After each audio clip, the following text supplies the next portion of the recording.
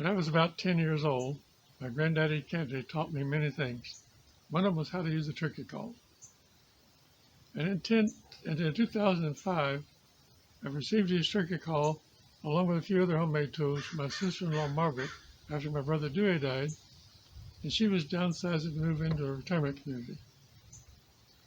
Granddaddy Cannaday made the turkey call using a thin rectangular piece of slate and a corncob that to hold the striker, and it has a wooden pencil-like wooden striker for rubbing against the slate. And he showed me how to use it 80 years ago. And he had made the turkey call probably about 70 years before that. So this is about 150 years old now, and it's as good as new. Of course, during the intervening time, I've forgotten how to simulate the particular sounds that turkeys make. And while I'd probably forgotten much of the lesson a few months after Granddaddy taught me, I do remember him teaching me, and in general, how it worked. Now, during this session, I'm going to give you a demonstration of how I think it's supposed to work. To make a clucking sound, which is what a hen does what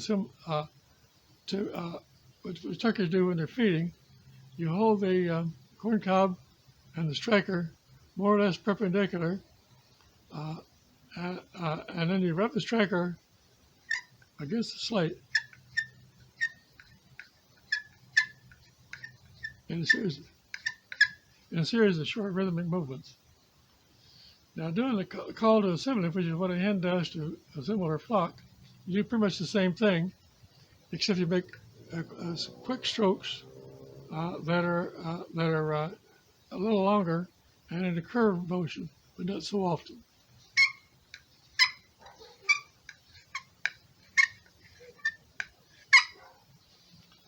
To make a yelp, which is just a basic means of communication, again, it's pretty much the same thing, except these are straight strokes that have brief pauses between the strokes.